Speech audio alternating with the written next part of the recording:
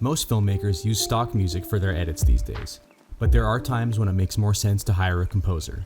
I've had the unique dual experience of both hiring composers for my own video projects and working as a composer on other people's films. And I've used this experience and knowledge to help develop these critical tips for anyone new to the world of custom music. Number 1. Use reference tracks. As far as music goes, words can be very subjective.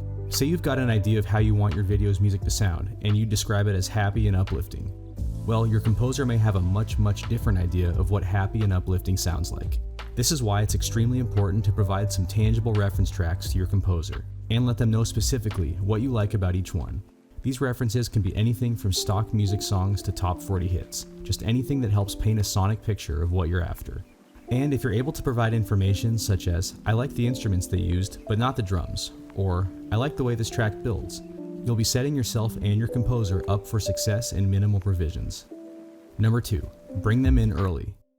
Bringing your composer into the project as early as possible is a great way to learn the process if you're new to the custom music workflow.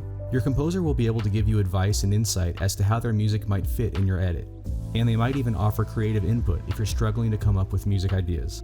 On feature films, it's common for the director to sit with the composer for a spotting session, in which they both watch the film and decide where the music should go and what role it should play. But for any project, the earlier your composer is involved, the better their music will match your visuals. Number 3, beware of tempitis. Tempitis, temp love, scratch track fever, no matter what you call it, the subconscious tendency to be drawn to your temp music is very real. Temp music is music that you place into your edit that later gets replaced with a custom score. This can be used to help you edit or just to see how music affects the mood of your video. But it is critical to realize that this temp music is meant to be temporary. When tempitis hits, you may not like anything else besides your temp music, including what your composer is sending you. It's natural to feel connected to that first music you associate with your footage, but the more you remind yourself of why you hired a composer in the first place to create a custom, unique score, the easier it will be to throw that scratch track in the trash when the time comes. Number 4, create a clear scope of work. Before any work gets done, it's important to hash out the details of the gig with your composer. How many screen minutes of music are required? Who gets ownership and royalties? When will the composer be compensated?